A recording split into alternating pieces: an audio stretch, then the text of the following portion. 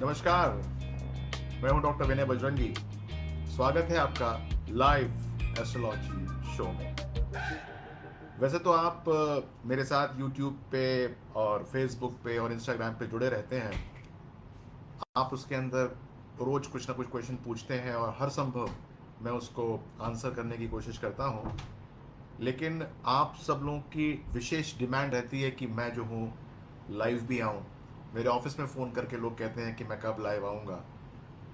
तो आज आप सबकी यही बात को पूरा करने के लिए मैं लाइव आया हूँ। और मेरे पास जो है वो बहुत सारे क्वेरीज आई हैं और उन सब क्वेरीज को मैंने जो है वो अलग अलग तरीके से जो है उनके मैंने चार्ट्स बनाए हैं।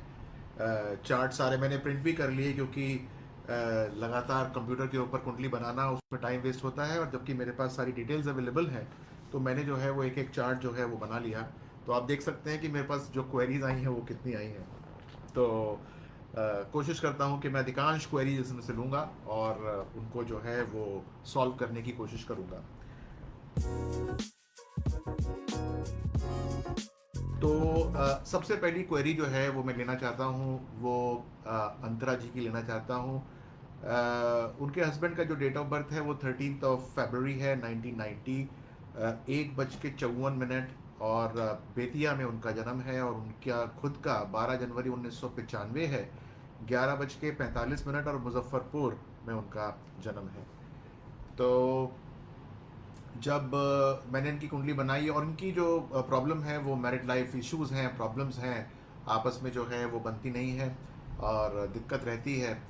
तो जब मैंने कुंडली बनाई इनकी तो इसके सारे के सारे जो आयाम हैं सब चीज़ों को मैंने जो है एनालाइज करने की चेष्टा की। जब हम मैरिड लाइफ इश्यूज की बात करते हैं तो सिर्फ D1 चार्ट, जिसको लगन चार्ट बोलते हैं, उससे काम नहीं होता है। उसके लिए नवांश की भी आवश्यकता होती है। तो मैंने जो है वो साथ साथ जो है इसका नवांश भी बनाया। दशाएं मेरे पास हैं और मैं ये देखता हूँ कि शादी तो हुई होगी अष्टकूट मिलान को देखकर कि 21 अंक मिलते हैं, 36 में से तो ब्याह कर दो। भकूट दोष आ रहा है इसके अंदर और भकूट दोष जो है वो भंग भी हो रहा है। तो जो है वो क्योंकि जो इनके हस्बैंड हैं उनकी राशि जो है वो वर्गो होती है और कन्या यानी कि, और इनकी राशि जो है वो वृषभ होती है, टॉरस। तो उसके बीच में एक समन्वय है। तो जो है वो भकूट दोष भी भंग हो रहा है। लेकिन इसके अंदर बड़ी परेशानी वाली बात यह है कि जो शादी के कारक होते हैं, शादी के डूअर्स, यानी कि जो शादी की जो जो एक लॉन्जिविटी है, उम्र है, क्वालिटी है, उसको निर्धारण करते हैं, वो सारे के सारे जो हैं वो हल्की अवस्था के अंदर हैं। अच्छा, एक कुंडली के अंदर हल्की अवस्था के अंदर हो तो कोई फर्क नहीं पड़ता क्योंकि दूसरी कुंडली जो है उसको काउंटर बैलेंस कर लेती है। लेकिन यदि वो दोनों की दोनों परेशानियां अगर दोनों कुंडली के अंदर हो जाएं तो जो है किसी ने एक दूसरे को बैलेंस आउट ही नहीं किया, एक ने परेशानी क्रिएट की तो दूसरे ने को जो है वो उसने उसको बैलेंस आउट ही नहीं किया। तो यदि अंतरा जी आप अपना हॉरोस्कोप देखेंगी तो आपको दिखेगा कि जो बुध है, जो वीनस है और जो जुपिटर है, अभी बुध को हटा देते हैं साइड में, जो वीनस और जुपिटर है वो अष्टम भाव के अंदर बैठे हुए हैं जो कि बहुत अच्छे नहीं माने जाते। सप्तम भाव में राहु बैठा हुआ है और वीनस जो कि 7th हाउस का जो जो लॉर्ड है वो भी अष्टम में गया हुआ है। यदि हम यही पड़ताल नवांश के अंदर करें तो आपका जो नवांश है उसके अंदर भी जो कारक हैं वो बहुत अच्छी अवस्था के अंदर नहीं दिखाई देते हैं। और यदि मैं आपके हस्बैंड के चार्ट पे जाता हूं तो मुझे दिखता है कि जो जो गुरु है उसकी पोजीशनिंग थोड़ी सी हल्की है, वीनस की पोजीशनिंग और हल्की हो जाती है। तो ये भी जो है एक नेगेटिविटी है। तो ये पहले स्थान पर यदि इसका सही प्रकार से कुंडली मिलान हुआ होता तो ये विवाह योग कुंडली नहीं है, 40% ही कुंडली का मिलान होता है। 40% जो है वो कुंडली का मिलान होता है। तो इसके अंदर बहुत श्रम परिश्रम करना होता है। लेकिन अब वो बात खत्म हो चुकी है क्योंकि आपका विवाह हो चुका है।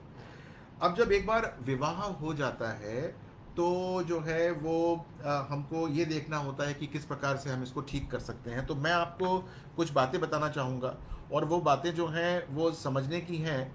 और वो समझने की बातें क्या हैं कि वो देख लीजिए एक बार। कि हमको जो है वो अपने नेचर के ऊपर थोड़ा सा कंट्रोल करना पड़ेगा, दोनों के दोनों लोगों को अपने नेचर के ऊपर कंट्रोल करना पड़ेगा। यदि हम अपने नेचर को थोड़ा सा कंट्रोल कर पाते हैं तो निश्चित तौर से हमको लाभ होगा, और यदि हम नहीं कर पाते हैं तो हमको जो है वो दिक्कतें आनी आरंभ हो सकती हैं। तो जो नेचर है दोनों का थोड़ा सा एग्रेशन लिए हुए है, क्योंकि मैं देखता हूँ कि जो लड़के हैं वो थोड़े से मिस्टीरियस हैं, थोड़े से सीक्रेटिव हो जाते हैं, बातें जो हैं वो शेयर नहीं करते हैं, थोड़े से टेम्परामेंटल इश्यूज़ हैं उनको, वो थोड़े से जेलस भी हो जाते हैं और इनसिक्योर फील करना आरंभ कर देते हैं। और यदि मैं बात करूं अंतरा जी आपकी, तो आपके हॉरोस्कोप के अंदर भी मुझे लगता है कि आप बहुत ज़्यादा एग्रेसिव हैं। केतु भी बैठा हुआ है लगन के अंदर, और मेष लगन है आपका, शायद पता होगा। तो आप हेड स्ट्रांग हो जाती हैं, आप आउटस्पोकन हो जाती हैं, शॉर्ट टेम्पर्ड हो जाती हैं, स्टबर्न हो जाती हैं। तो यदि आपने दोनों ने इस कर्मा को करेक्ट नहीं किया, और कर्मा करेक्ट नहीं किया यानी कि अपने नेचर को आपने चेंज करने की चेष्टा नहीं की, तो मुझे ये लगता है कि परेशानी आपको जो है वो आ सकती है, और दिक्कत जो है वो लगेगी ही लगेगी। ध्यान दीजिएगा कि आप लोगों के अष्टकूट मिलान बहुत अच्छे हैं, मांगलिक का कोई प्रश्न ही नहीं है, दोनों मांगलिक नहीं है। कुंडली जो है मिलती है, फिर भी जो जो जो बहुत इंपॉर्टेंट फैक्टर्स होते हैं हॉरोस्कोप मैचिंग के, और वो होता है कारक का मिलना, वो इसके अंदर नहीं मिलता है। तो इसके अंदर अब हमको बहुत परिश्रम करना पड़ता है। परिश्रम के लिए हमको जो है वो अपना जो बेसिक नेचर है उसको चेंज करना पड़ेगा। यदि हमने उस नेचर को चेंज नहीं किया तो अंतरा जी मुझे लगता है कि आने वाला वर्ष सन 2025 आप लोगों के लिए और परेशानी लेकर आएगा। और वो जो है 2025 में एंड में आते आते जो है वो दिक्कतें और बढ़ जाएंगी, और आप जो हैं उसको जो है वो कंट्रोल नहीं कर पाएंगे, और जीवन जो है वो परेशानी के अंदर आपका जो है बढ़ सकता है। तो मैं आपको बस इतनी सी बात कहूँगा कि चेंज करना शुरू कीजिए। हो सकता है कि आपके चेंज करने से चीज़ें जो हैं वो अच्छी हो जाएं, और चीज़ें जो हैं वो आपको जो है वो काफ़ी अच्छी पॉजिटिविटी देना आरंभ कर दें। ठीक है, तो ऐसा करने से आपको निश्चित तौर से लाभ प्राप्त होगा। तो अगला जो है वो मैरिज की टाइमिंग को लेकर है। बहुत लोग जो हैं वो मुझे प्राइवेट पिंग करते हैं और कहते हैं कि हमारा नाम मत लीजिएगा, तो निसंदेह मैं आपका नाम नहीं लूँगा। लेकिन आपकी डेट ऑफ बर्थ तो मुझे बतानी पड़ेगी कि 14 अगस्त 1998 शाम को 6:17 और चंडीगढ़ में आपका जन्म है। तो यदि आपने अपना हॉरोस्कोप देखा हो तो आपको पता होगा कि आपका सप्तम भाव थोड़ा सा जो है वो काफ़ी सारे प्लैनेट्स लिए हुए हैं, मंगल, वीनस, मरकरी और सन, ये सारे के सारे वहाँ पर उपलब्ध हैं। काल सर्प दोष लगा हुआ है, सप्तम भाव पे दोष लगा हुआ है, नवांश के अंदर भी जो सप्तम भाव है उसके ऊपर चंद्रमा बैठा हुआ है नीच अवस्था का होके। तो ये जो है सेवेंथ हाउस को थोड़ा सा परेशानी के अंदर लेकर आता है।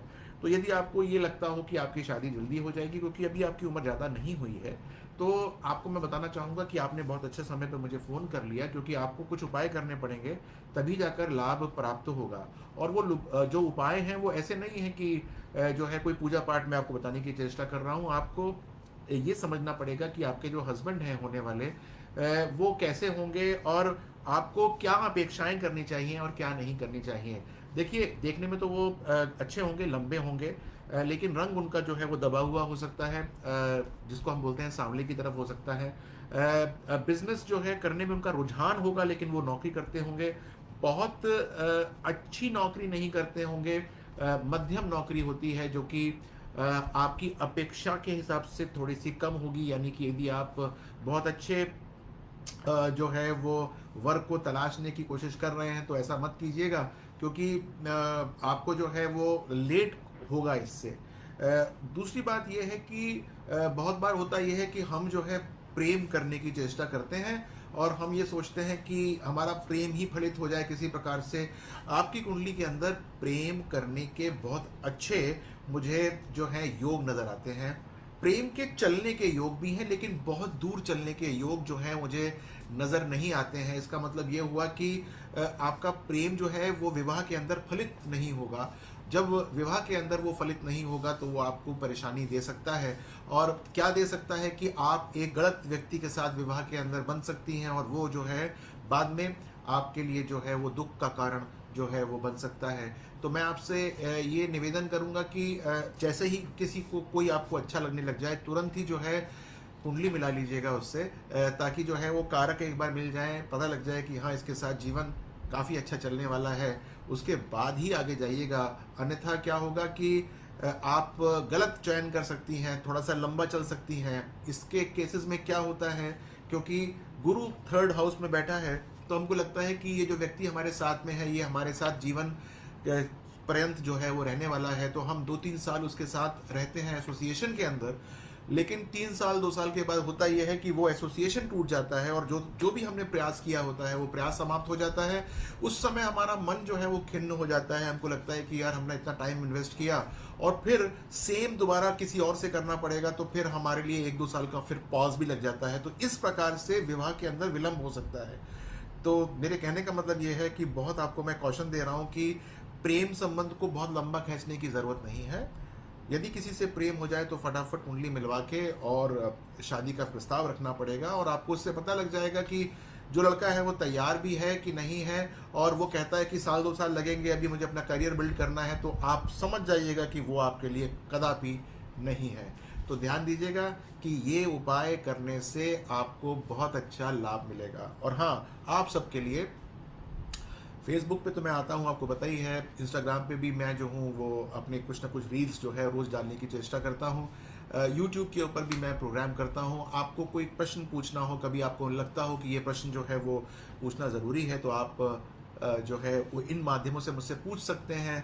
कर्मा एस्ट्रो ऐप है मेरा, वहाँ पर आप जा सकते हैं, वेबसाइट पे जा सकते हैं। वहाँ पर जो है आपको सारी की सारी इन्फॉर्मेशन बहुत विस्तार से मिलती है, और अच्छी तरीके से आपके हॉरोस्कोप को एनालाइज किया जाता है। मैंने अक्सर क्या देखा है कि बहुत लोग जो हैं सरसरी तौर से बात करने की कोशिश करते हैं। मेरे पास अपना हॉरोस्कोप लेकर आते हैं तो सिर्फ D1 चार्ट होता है, यानी कि लग्न चार्ट होता है, और कहते हैं कि मेरा ये यहाँ बैठा है, इससे तो ये होना चाहिए, ये नहीं हुआ, इससे तो ये बैठा हुआ है। अरे भाई, हो तो सकता था, लेकिन जो इसके सपोर्टिव चार्ट्स हैं वो क्या कहते हैं, उनको पढ़ने की बहुत ज़रूरत होती है। तो भ्रमित मत होइए। हो सकता है कि आपके D1 चार्ट के अंदर बहुत अच्छी अच्छी बातें हों, लेकिन फलित ना हो रही हों। उसके फलित ना होने के पीछे एक ही कारण है कि जो जो आपके सब्सिडी चार्ट हैं वो सपोर्टिव नहीं है।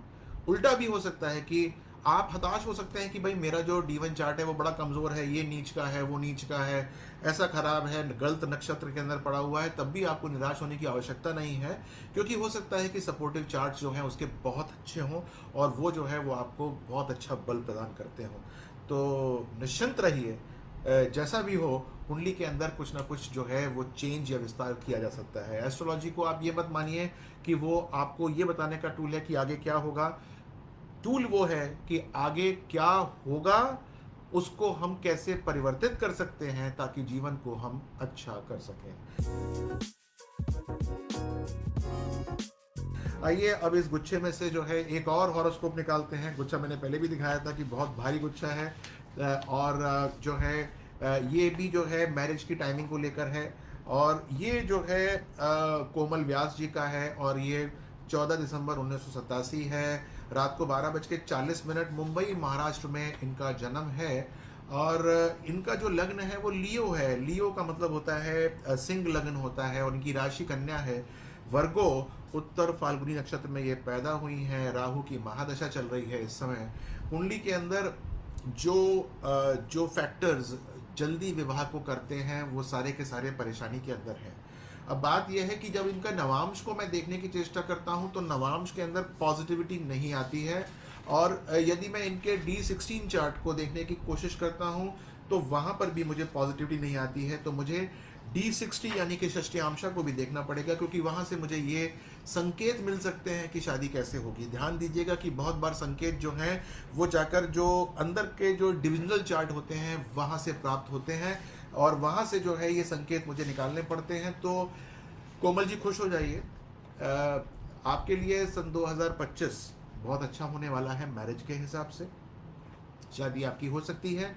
देखिए, जब हम बात करते हैं, जब मैं कहता हूं कि शादी हो सकती है, तो ये टाइम सीक्वेंस होता है, यानी कि उस टाइम के अंदर आपकी शादी के बारे में हम चर्चा करते हैं कि कौन सा ऐसा पीरियड आएगा जिसके अंदर शादी हो सकती है। तो मुझे लगता है कि फरवरी सन 2025 और से लेके सितंबर सन 2025 के बीच का समय जो है वो आपकी शादी के लिए बहुत अच्छा है, जिसके अंदर जो नेगेटिव ग्रह हैं वो थोड़े से साइड में हो जाएंगे, जो पॉजिटिव ग्रह हैं गोचरवश वो आपके कब्जे में आ जाएंगे और शादी जो है वो संपन्न करा सकते हैं।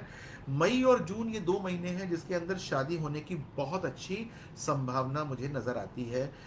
यहाँ पर जो है वो केतु का प्रकोप है, और केतु के प्रकोप का आपको जो है निवारण करना चाहिए।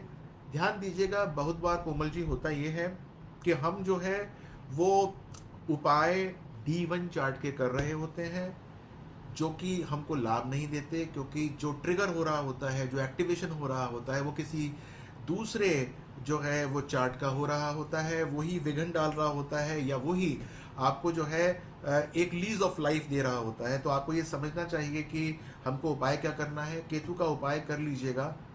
केतु का उपाय क्या होता है, देखिए मैं विस्तार से इसमें बता नहीं पाऊंगा आपको, लेकिन बड़ी सिंपल सी बात है कि साइट पे जाइए vinayabajrangi.com पे, वहाँ पर केतु के उपाय लिखिए, आपको पता लग जाएंगे कि आपको क्या करने चाहिए। पर ध्यान दीजिएगा कि आपका केतु चंद्रमा के साथ में है, तो जल और केतु के उपाय मिलके करने पड़ेंगे। मेरे ऑफिस फ़ोन कर सकते हैं, वो आपको जो है इसके बारे में बता सकते हैं कि किस प्रकार से आपको उपाय करने चाहिए।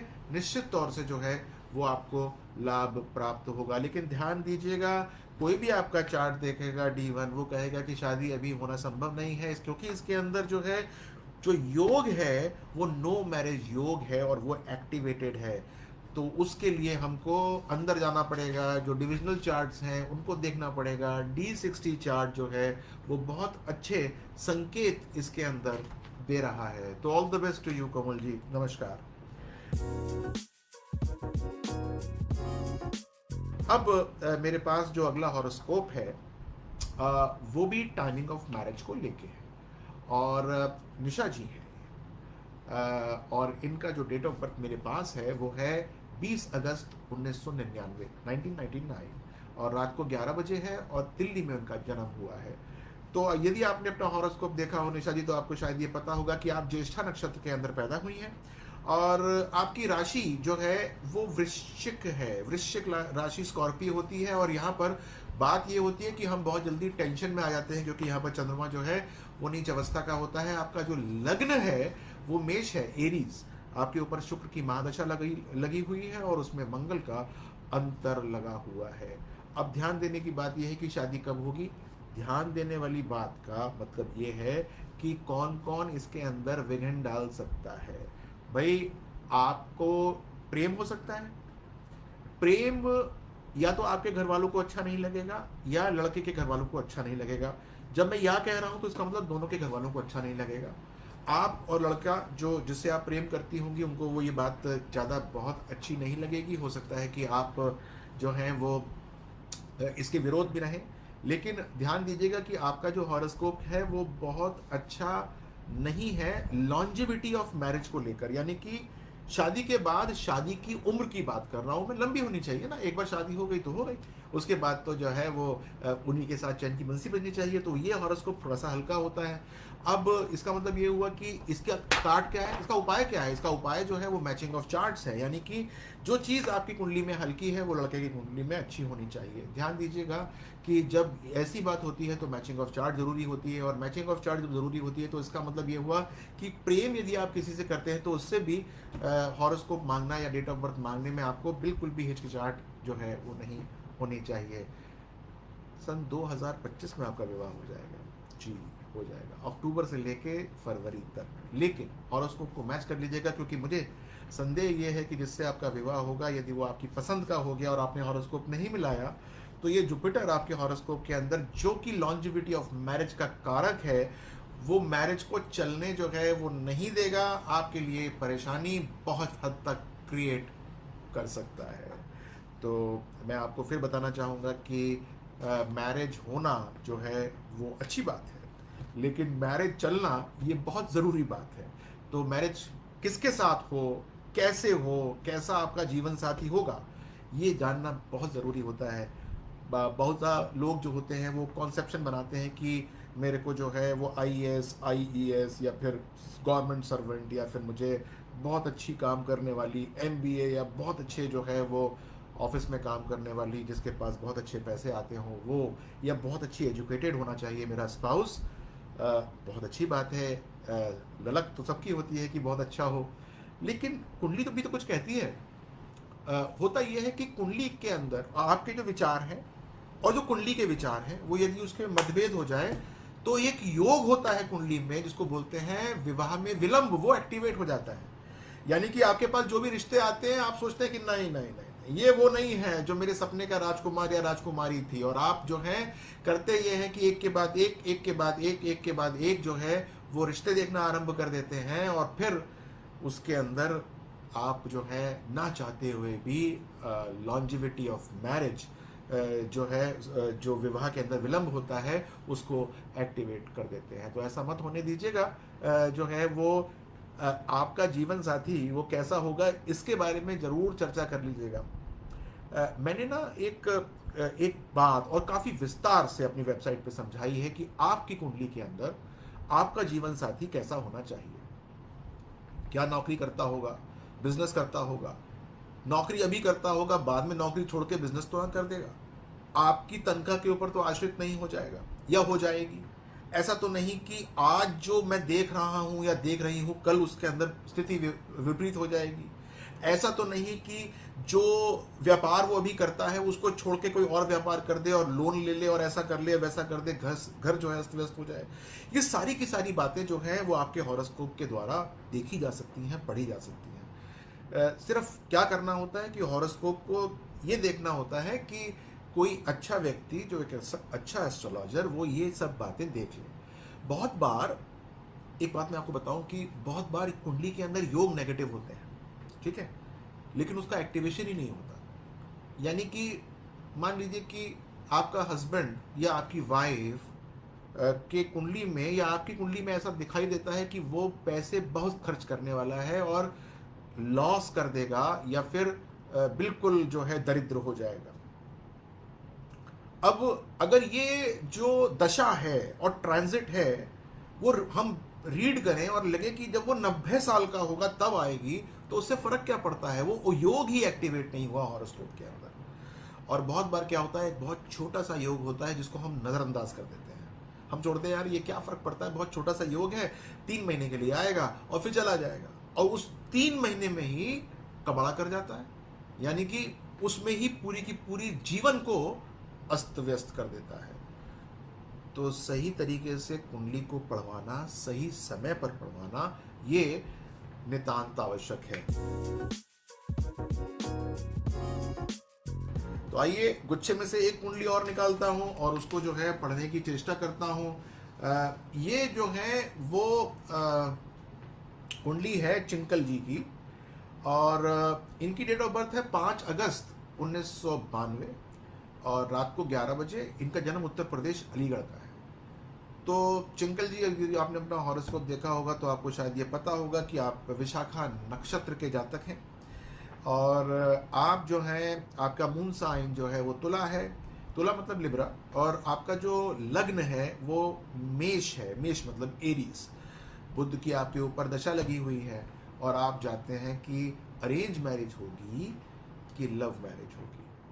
अब ध्यान दीजिएगा कि लव जो है वो हर एक को होता है, क्योंकि कुंडली में शुक्र तो है, प्लेसमेंट भी है, कहीं ना कहीं बैठा हुआ है, तो बहुधा वो लव देता ही देता है। किसी ना किसी से प्रेम जो है प्रत्यक्ष रूप से या अप्रत्यक्ष रूप से कोई अच्छा लगने लगता है, उससे बातचीत भी शुरू हो जाती है।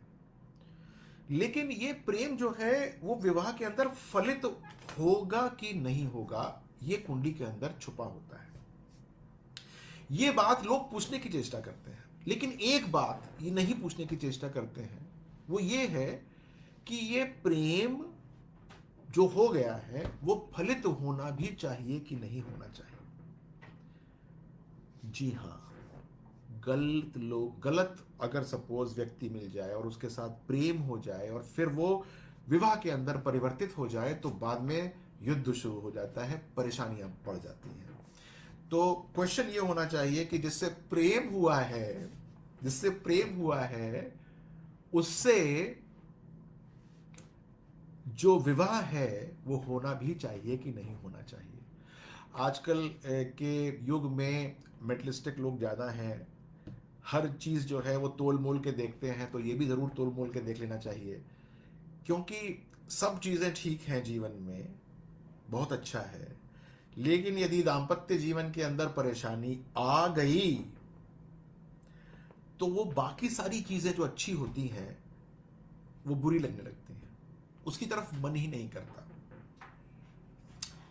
दशम भाव आपकी जानकारी के लिए करियर का भाव होता है, ठीक है। दशम से दशम सप्तम भाव होता है, यानी कि सेकेंडरी भाव ऑफ प्रोफेशन सेवेंथ हाउस होता है। सेवेंथ हाउस जो है वो इंसिडेंटली मैरिज का हाउस भी होता है, स्पाउस का भी होता है। तो यदि किसी का स्पाउस के साथ रिलेशनशिप हल्का है या फिर वहां पर द्वंद्व चल रहा है, तो आप देखिए कि उसका सेकेंडरी हाउस ऑफ प्रोफेशन जो कि दशम भाव को एनर्जी दे रहा है, क्योंकि दोनों केंद्र के हैं, वो एनर्जी नेगेटिव जा रही होती है, तो प्रोफेशन भी पीड़ित हो जाता है। तो चिंकल जी, आपके हॉरोस्कोप के अंदर प्रेम होना निश्चित है, प्रेम विवाह होना भी निश्चित है, लेकिन जो मैंने इतनी बातें बताई हैं वो आपके हॉरोस्कोप को लेके बताई हैं कि जिससे प्रेम होगा उसके साथ कुंडली मिला लीजिएगा, क्योंकि वो प्रेम जो है वो चलने वाला है नहीं। आपको लोग मांगलिक बोलते होंगे कि आप, क्योंकि मंगल द्वितीय भाव में बैठा हुआ है, तो ध्यान दीजिएगा कि आप मांगलिक नहीं हैं, ये नोट कर लीजिएगा। मंगल वृषभ की राशि में बैठा हुआ है, टॉरस में, तो वहां पर मंगल दोष नहीं देता, तो आप नॉन मांगलिक हैं। और एक दूसरी बात मैं आपको ज़रूर बताना चाहूँगा जो कि बड़ी इम्पॉर्टेंट है, कि विवाह जो है वो आपका बहुत जल्दी हो सकता है, और जल्दी का मतलब ये है कि ये दिसंबर जो आने वाला है, इसमें यहाँ से लेकर जो महीना है वो मई का है। तो यदि कोई प्रेम प्रस्तावना आई हो या आपको कोई सही लगता हो, तो बहुत जल्दी ये कुंडली मिला लीजिएगा, ताकि जो है वो ये जो ये एक योग बन रहा है, एक पीरियड बन रहा है, ये फलित हो जाए। चलिए अब इस गुच्छे में से एक और निकालते हैं, और ये हेल्थ इश्यूज हैं, इसके बारे में डिस्कस करते हैं। देखिए, हेल्थ इश्यूज जो हैं वो एक बहुत ही गहन टॉपिक है, और हेल्थ इश्यूज जो हैं मैंने देखा कि बहुत बार लोग D1 चार्ट से, यानी कि जो लग्न चार्ट होता है वहाँ से हेल्थ इश्यूज देखते हैं, लेकिन वो जो हैं वो जो और फाइनल चार्ट्स होते हैं हेल्थ के संबंधी, उसको नहीं देखते हैं। D6 चार्ट देखा जाता है साथ में। D16 चार्ट से पता चलता है ठीक कब होगा। D30 चार्ट से पता चलता है कि इसके अंदर और कितनी परेशानियां छुपी हुई हैं। D60 चार्ट एक कॉम्प्रिहेंसिव स्टडी का चार्ट होता है, तो इसमें सीरीज चलती है D1, D6, D16, D30 and D60, तब जाकर हेल्थ इश्यूज को हम पकड़ पाते हैं, वरना बहुत ही जेनेरिक रूप से प्रेडिक्शन कर देते हैं। तो अनीता जी, मेरे पास आपका हॉरोस्कोप है, और आप पैदा हुई कुल्लू में, हिमाचल प्रदेश में 20 सितंबर 1985 को दोपहर में 12 बजे, और मेरे पास ये सारे के सारे चार्ट्स जिनकी मैं चर्चा कर रहा था आपसे, वो मेरे पास उपलब्ध हैं। और मेरे पास जो है वो कुछ कुछ दशाएं चाहिए होती हैं इसके अंदर, जो कि नॉर्मली जो है वो कुंडलियों में नहीं देखी जाती। विंशोत्तरी दशा जो है उससे इसकी ज़्यादा पड़ताल नहीं की जाती है, चर दशाएं देखी जाती हैं, काल चक्र दशाएं देखी जाती हैं, और फिर जो है थोड़ा सा आयांश जो है इसके अंदर बदला जाता है, तब जाकर जो है हम ये सारी की सारी जो चीज़ों को देख सकते हैं। सबसे पहले तो आपको करना ये चाहिए कि अपने नेचर के अंदर बदलाव लाना चाहिए, क्योंकि कुंडली के अंदर जो लग्न है उसके अंदर विषयोग बना हुआ है। कुंडली के अंदर जब ये विषयोग बनता है तो हम जो है अपने हेल्थ के प्रति काफ़ी नेगेटिविटी ओढ़ लेते हैं, खास तौर से विषयोग तब बन रहा हो जब चंद्रमा भी नीच अवस्था का हो, तो एक बहुत सारी परेशानी इसके अंदर होनी जो है वो आरंभ हो जाती है। यदि मैं ये देखूं तो मुझे लगता है कि D30 चार्ट भी आपका इसी ओर इंगित करता है कि परेशानियां जो हैं वो निरंतरता के साथ चलती रहती हैं, ख़त्म जो है वो नहीं होती हैं, एक के बाद एक नई नई आती रहती हैं। लेकिन निराश होने की आवश्यकता नहीं है, क्योंकि यदि कोई नेगेटिविटी कुंडली के अंदर छुपी होती है तो वहाँ पर जो है वो पॉजिटिविटी भी होती है, यानी कि वहीं से हमको एक क्लू मिलता है कि कैसे कुछ ठीक किया जाए। तो सबसे पहले तो मैं आपको अनिता जी ये बोलूँगा कि आपको जो है राहु केतु का उपाय करना चाहिए, और राहु केतु का उपाय करना आपके लिए नितांत आवश्यक है। राहु केतु बड़े मिस्टीरियस प्लैनेट होते हैं, किस प्रकार से एक्ट करें ये पता नहीं चलता है। राहु वैसे भी सीक्रेटिव होता है, धुआं माना जाता है। केतु जो है वो परालोक से जो है संबंधित रखता है, तो हमको जो है उन संबंधी उपाय करने चाहिए। तो आपको सबसे पहले जो है वो प्राणायाम करना शुरू करना चाहिए, और प्राणायाम के अंदर यानी कि ब्रीदिंग एक्सरसाइजेस बड़ी इंपॉर्टेंट है आपके लिए। यदि आप ब्रीदिंग एक्सरसाइज करते हैं तो निश्चित तौर से आपको जो है इसमें लाभ मिलना आरंभ हो जाएगा। 10-12 मिनट रोज किया करिए, सूर्य नमस्कार कीजिए, आपको इससे लाभ मिलना आरंभ हो जाएगा। चक्र जो है वो काल चक्र ये कहता है कि नवंबर इस साल से दिवाली के आसपास से आपके जीवन में चीज़ें ठीक होना शुरू हो जाएंगी। घर के अंदर हरे भरे पौधे रखिए, जिसके अंदर एक शमी का पौधा, शमी SHAMI, ये पौधा ज़रूर होना चाहिए। यदि प्योर चांदी का ग्लास मिल जाए तो उसमें रखा हुआ पानी पिया करिए, आपके लिए जो है ये बहुत अच्छा है। और मैं आपसे कहूँगा कि जनवरी में एक बार मुझसे फिर वार्ता कीजिएगा, और ये सारा जो उपाय करा होगा आपने उस समय तक, उसके बाद आपके सेहत पे क्या फ़र्क पड़ा अनिता जी, ये मुझे ज़रूर बताइएगा, क्योंकि उस समय आप बहुत हर्ष के साथ मुझसे बात करती होंगी। नमस्कार।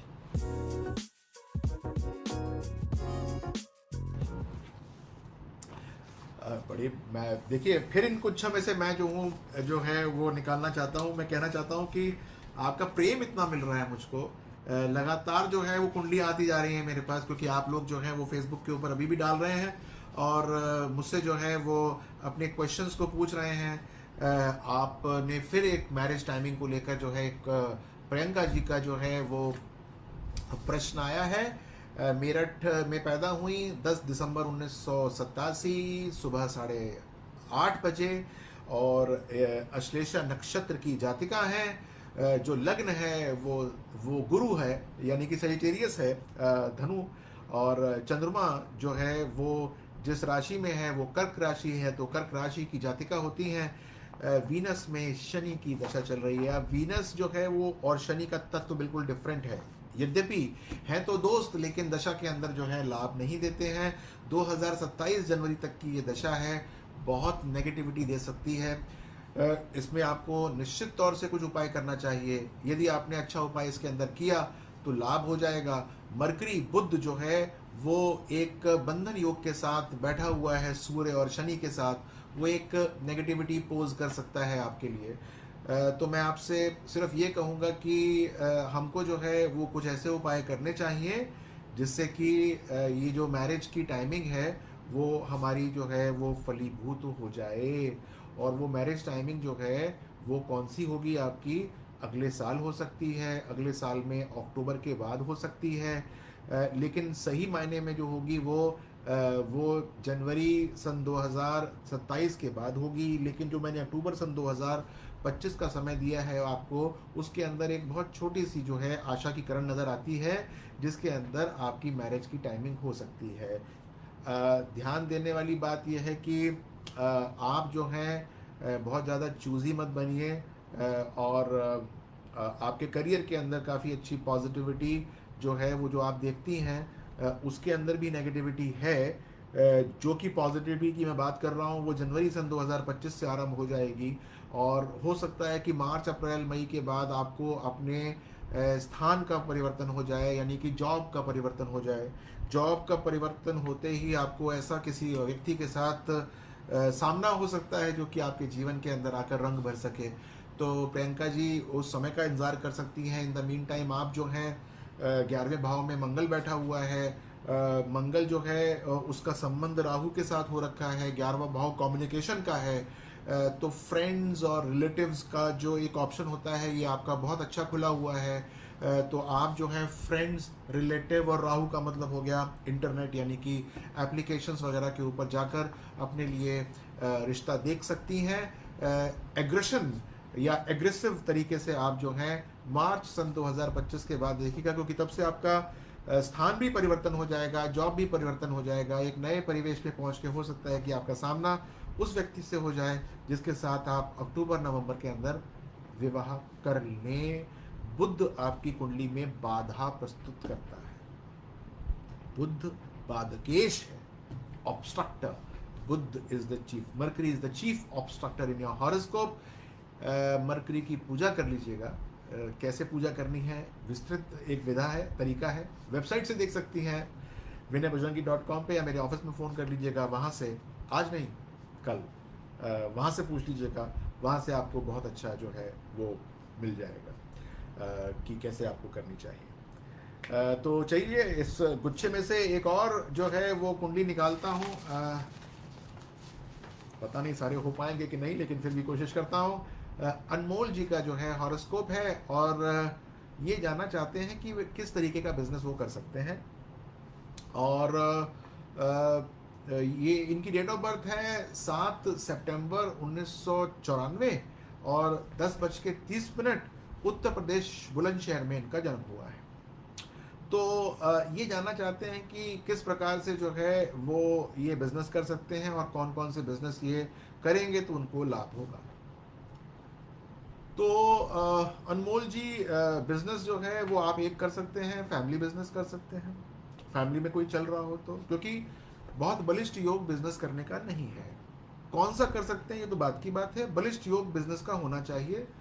आपको बिजनेस करने की प्रेरणा हमेशा मिलती रहेगी, कोई ना कोई आपको उकसाता रहेगा कि आप बिजनेस करिए, क्योंकि आपका शनि और सूर्य आपस में एक दूसरे को देखते हैं। शनि जो है वो 5वें भाव का अधिपति है और 11वें भाव का अधिपति सूर्य है, दोनों स्वग्रही हैं, एक दूसरे को देख भी रहे हैं। तो ये आपको जो है वो प्रेरित करते रहेंगे कि भाई ये बिजनेस कर लेते हैं या वो बिजनेस कर लेते हैं। लेकिन मैं आपको इतना बता दूं कि ये इतना आसान जो है वो नहीं है।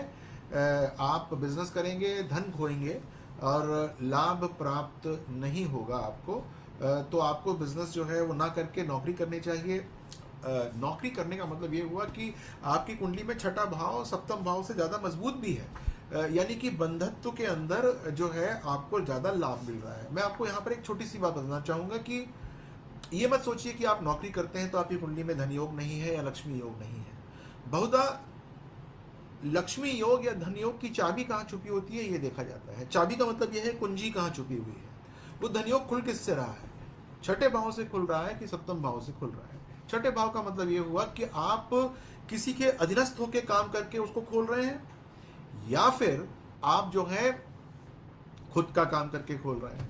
तो आपका धन योग है, लेकिन वो छठे भाव से खुलता है, सप्तम भाव से नहीं खुलता। और जैसे मैंने आपको शुरू में बताया था कि आप जो है वो काम कर सकते हैं कि यदि आपके पेरेंटल कोई बिजनेस है तो वहाँ से इसको खोल सकते हैं, क्योंकि पेरेंटल बिजनेस शुरू के 5-8 साल जो है वो अधीनस्थ होकर ही व्यक्ति करता है, तो वो छठे भाव के द्वारा ही जागृत होता है, तो वो आप कर सकते हैं। ध्यान दीजिएगा, वो लोग जो कि बिजनेस करते हैं, वो लोग जो कि जॉब करते हैं, स्विच करना चाहते हैं, जॉब से बिजनेस से या बिजनेस से जॉब के अंदर परेशान हो चुके हैं, त्रस्त हो चुके हैं, मेरी वेबसाइट पे जाना मत भूलिएगा, क्योंकि वहाँ पर मैंने बिजनेस और जॉब को बहुत कैटेगराइज किया हुआ है।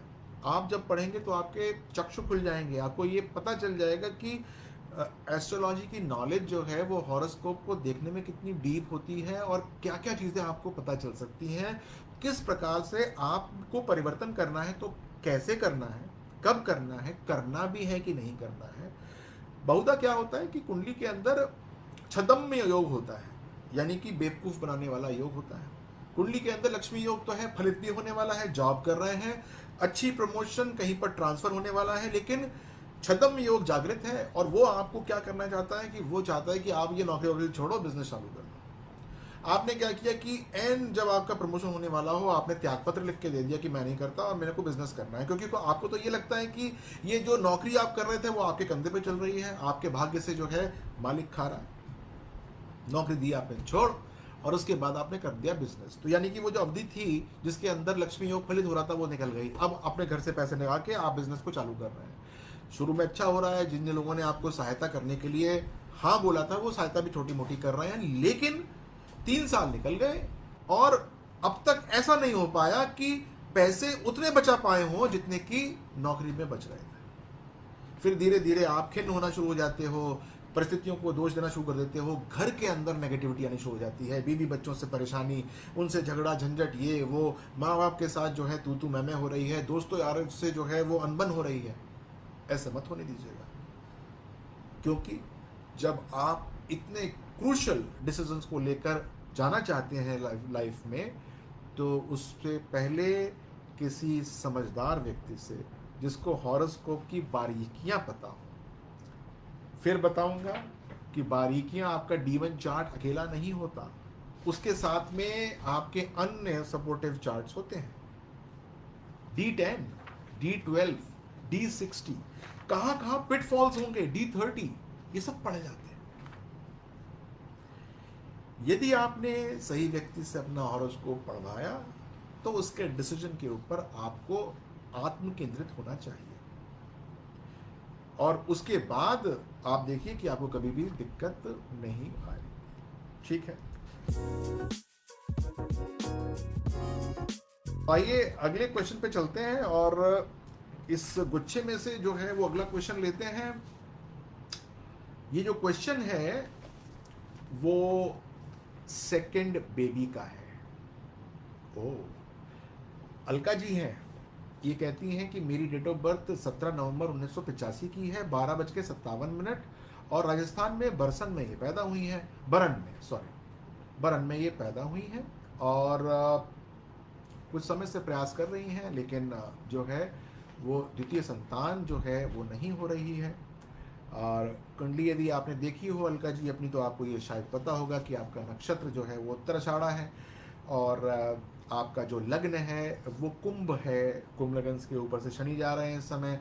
आपकी राशि जो है वो मकर राशि होती है, ये दोनों चीज़ें शनि प्रधान हैं, यानी कि आप शनि प्रधान व्यक्ति हैं। पंचम भाव के ऊपर सूर्य का हस्तक्षेप है, यानी कि अल्प संतति योग लगा हुआ है।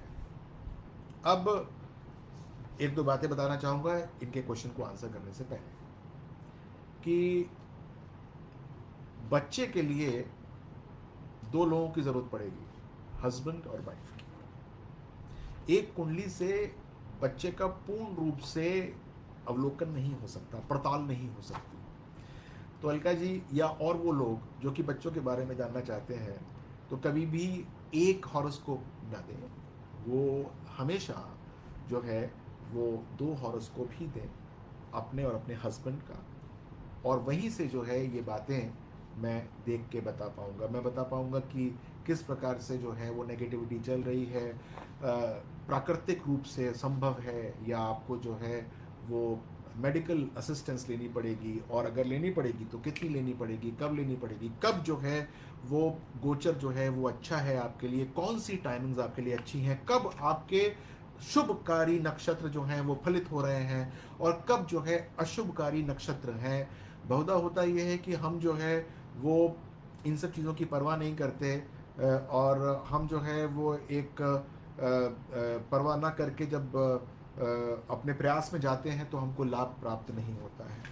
तो ये लाभ लेने के लिए ये सब की पठन अनिवार्य है। तो अलका जी, मैं ये कहना चाहूँगा कि आपके हॉरोस्कोप के अंदर परेशानियां हैं। सेकंड हॉरोस्कोप, सेकंड जो आपका चाइल्ड है, उसका जो है वो भाव थोड़ा सा हल्का है, थर्ड चाइल्ड का जो भाव है वो भी हल्का है। अब मैंने सेकंड और थर्ड क्यों बोला, कि अगर मान लीजिए कि एक मिसकैरेज हो रखा हो, तो अब अगला जो है वो हमको 9th हाउस से पढ़ना पड़ेगा, वो आपका थर्ड चाइल्ड का होता है। तो मुझे ये पता नहीं कि आपका कोई मिसकैरेज वगैरह हुआ है कि नहीं हुए हैं तो कितने हुए हैं, लेकिन सेकंड चाइल्ड जो है वो आपकी कुंडली के अंदर मुझे परेशानी का होता नज़र आ रहा है, लेकिन परेशान मत होइए इसमें, क्योंकि ये सिर्फ आपका हॉरोस्कोप है, ये आपके हस्बैंड का हॉरोस्कोप है नहीं। तो आप क्या कर सकती हैं, आपके अपने हस्बैंड का हॉरोस्कोप दे सकती हैं, और मैं फिर आपको बताऊंगा कि सेकंड चाइल्ड का योग या अवयोग कितना बनता है। ध्यान दीजिएगा कि जब मैं आपको कोई अवयोग बताता हूँ या कोई नेगेटिविटी बताता हूँ, तो इसका मतलब मैं कुंडली में पढ़ता हूँ उसको, तभी है वो। अगर कोई नेगेटिविटी पढ़ाई में आ रही है, पठन में आ रही है, तो उसका उपाय भी होता है, जरूर उपाय होता है। हम उपाय करते हैं तो निश्चित तौर से लाभ करते हैं। और ऐसे केसेस में क्या उपाय होता है, हम अच्छे नक्षत्रों का इंतजार करते हैं, अच्छे समय का इंतजार करते हैं, ट्रांजिट का अच्छा इंतजार करते हैं, पंचम भाव के ऊपर नेगेटिविटी कम से कम हो, सप्तम भाव के ऊपर नेगेटिविटी कम से कम हो, उस समय का इंतजार करते हैं। तो जब आपको हम एक टाइम फ्रेम देते हैं, तो उस टाइम फ्रेम के में चाहे वो आईवीएफ से आप जा रहे हो, चाहे वो आप प्राकृतिक रूप से जा रहे हो, तो आपको अवश्य लाभ प्राप्त होता है। अगला हॉरोस्कोप जो है वो रुचि जी का है। 25 अगस्त 1988, 5:30 नोएडा उत्तर प्रदेश में आप पैदा हुई, और आपको जो है वो हेल्थ इश्यूज हैं। तो हेल्थ इश्यूज होते क्यों हैं? एस्ट्रोलॉजी के अंदर, पराशरी में खास तौर से ये कहा जाता है कि जिसका लग्न कमजोर होता है, उसका जो काठी होती है वो निर्बल होती है। निर्बल का मतलब कि बाहर से कोई अटैक हो तो उसको वो झेलने में इतनी सक्षम नहीं होती है, और यदि उसके बाद उस लग्न के ऊपर कोई नेगेटिव दृष्टियां पड़नी शुरू हो जाए तो परेशानी जो है वो बढ़ जाती है। अब रुचि जी, आपका जो शनि है, जो लग्नेश है, आपको पता है कि आप श्रवण नक्षत्र की जातिका हैं। आपका जो लग्न और राशि एक ही है, मकर, और आपका लग्नेश जो है वो द्वादश भाव में यानी 12th हाउस में बैठा हुआ है। और आपका जो लग्न है वो एक तरफ राहु है, एक तरफ शनि है, तो वैसे ही पाप कर्तरी योग में आया हुआ है। आपके आपके में लगन की पड़ताल थोड़ी सी और भी करना चाह रहा था, तो उसके अंदर भी जब मैं नवांश को देखता हूं तो वहां पर भी एक कमजोरी मुझे नजर आती है। नवांश में यदि आपने देखा हो तो आपका वृषभ नवांश है। आपकी जो D60 चार्ट है उसके अंदर भी यही बात मुझे नजर आती है। तो ये जो है वो एक परेशानी का चार्ट है, यानी कि इसके अंदर जो है हेल्थ इश्यूज हो सकते हैं। तो आपको अपना लग्नेश जो है वो मजबूत करना चाहिए। कैसे करना है वो बताऊंगा मैं आपको। इसके बाद दो भाव जो हैं वो बड़े इंपॉर्टेंट होते हैं, छठा भाव और अष्टम भाव। छठे भाव के अंदर शुक्र इत्यादि बैठे हुए हैं, जो कि जो कि परेशानी जो है वो दे सकते हैं। अष्टम भाव के अंदर जो है वो मरकरी, केतु, सूर्य पितृदोष लगा के बैठे हुए हैं। ये भी जो है वो एक नेगेटिविटी है। अब ये छठा और अष्टम भाव जो होता है वो आपकी हेल्थ का एक मॉनिटर होता है। जैसे जब हम कभी किसी आईसीयू में देखें तो वो एक मॉनिटर लगा होता है और वहाँ पर कुछ ना कुछ चल रहा होता है, तो इसी प्रकार से छठे और अष्टम भाव में जितने ग्रह होते हैं वो आपका मॉनिटर होता है कि किस किस प्रकार से परेशानी आ सकती है। और जैसा कि मैंने पहले भी आपको बताया कि हमको जो है वो D6 चार्ट भी देखना होता है, हमको जो है साथ में D16 चार्ट भी देखना होता है, D30 भी देखना होता है, D60 भी देखना होता है। इन सब चार्ट्स के अंदर ये बातों का अनुमोदन मुझे मिलता है कि वास्तव में आपका जो लग्नेश है, प्रतिरोध करने की क्षमता है जो शरीर की, वो थोड़ी सी हल्की होती है। तो मैं तो आपसे ये कहूँगा कि आपको अपना लग्नेश स्ट्रांग करना चाहिए। अभी दशाएं भी बहुत अनुकूल नहीं हैं। आप शनि की 7.5 के साथ भी चल रही हैं। शनि की 7.5 यद्यपि समाप्त हो जाएगी, वो फरवरी 2025 में पूर्ण रूप से समाप्त तो नहीं होगी, क्योंकि उसके बाद फिर शनि महाराज वक्री होंगे और फिर जो है वो कुंभ राशि के अंदर आएंगे। तो आपको जो है वो परेशानी जो है वो हल्की और कम भी कर देंगे, फिर हल्की बढ़ा देंगे, इस प्रकार से चलेंगे। लेकिन अक्टूबर सन 2025 के बाद काफ़ी अच्छी पॉजिटिविटी आनी आरंभ हो जाएगी। आपको थोड़ा सा जो है वो उपाय करना चाहिए, वो प्राकृतिक उपाय है, ये ध्यान दीजिएगा। श्वेतार्क का पौधा होता है, वो घर में आप लगा सकती हैं, उसको जल दे सकती हैं। श्वेतार्क, सफ़ेद आँख, ये जो है वो गूगल कर लीजिएगा, माली से बोल दीजिएगा, वो आपको एक गमला ला कर दे देगा। ये काम करना चाहिए। थोड़े से केतु के दान करने चाहिए। केतु के दान बड़े सिंपल होते हैं। जटाओं वाला नारियल होता है ना, वो लेके घर के पास में कोई भी नवग्रह मंदिर हो, वहाँ पर जो केतु जी की पिंडी होती है, वहाँ पर जाकर आप दान करके आइएगा। प्रसाद वहाँ से लेकर मत आइएगा। ये काम जो है वो रुचि जी करना शुरू कर दीजिए, और मुझे ये विश्वास है कि अगले साल तक आते आते आप काफ़ी पॉजिटिव हो जाएंगी। यदि पेट संबंधी कोई परेशानी होनी आरंभ हो जाए किसी किसी ऐसे ऑर्गन के अंदर जो जो कि लगातार आपको परेशान कर रहा हो, तो एक बार आप जो है मुझसे बात कर लीजिएगा। आपका बर्थ सिटी नोएडा में है, मेरा ऑफिस भी नोएडा में है, तो हो सकता है कि आप नोएडा ही रहती हो, तो आप आ भी सकती हैं। दूर रहती हैं तो मैं जूम पे भी आपसे बात कर सकता हूँ, लेकिन आप जो हैं यदि कोई ऐसी परेशानी आती है जो कि क्रॉनिक होती न हो रही है, और वो जा नहीं रही है, तो आपको जो है वो मेरे साथ जो है वो एक बार संपर्क में आना पड़ेगा। लेकिन यदि आप धीरे धीरे अपना समय 1 साल 1.25 साल का निकाल देंगी, तो रुचि जी चीज़ें बहुत अच्छी हो जाएंगी। देखिए, मैंने बहुत सारे हॉरोस्कोप पढ़े हैं, मेरे पास और भी हॉरोस्कोप्स हैं जो मैं पढ़ना चाह तो रहा हूँ, लेकिन लगातार पढ़ते पढ़ते भी मैं थोड़ा सा जो है वो थक सा गया हूँ। तो मैं जो हूँ इस बात को आपको बताना चाहता हूँ कि हॉरोस्कोप देखने का तरीका बहुत लोगों का भिन्न होता है, और एक्सपीरियंस बड़ा इम्पॉर्टेंट है इन केसेस में। मैंने देखा कि लोग जो हैं वो बहुत सारे माइंडलेस रिचुअल्स करते रहते हैं, बहुत सारी ऐसी बातें करते रहते हैं जिनकी आवश्यकता इतनी होती नहीं है। वो ये नहीं देखते कि कौन सा ग्रह परेशान कर रहा है, और यह संदेश कौन से चार्ट से आ रहा है, डिविजनल चार्ट से आ रहा है, और हमको क्या करना चाहिए, ये वो उस बात का ध्यान नहीं देते हैं। तो मेरा निवेदन आपसे सिर्फ हाथ जोड़ के ये है कि इन सब चीज़ों को जो है वो आप एक किसी ऐसे व्यक्ति के साथ बैठ के अपने चार्ट को दिखाएं कि जो कि जो कि आपके ग्रहों को पहचान के आपको सही प्रकार से निवारण बता सके। 1994 से पहले के बच्चे जो हैं उनका वास्तव में विलंब हो रहा है, क्योंकि अब 30 साल के हो गए हैं, 31-32 साल जैसे ही होंगे वैसे ही वो विलंब की श्रेणी में आ जाएंगे। तो हो सकता है कि उनकी कोई ऐसी विंडो आने वाली हो जिसके अंदर वो मैरिज पॉसिबल हो, और वो समझ ही ना पा रहे हों।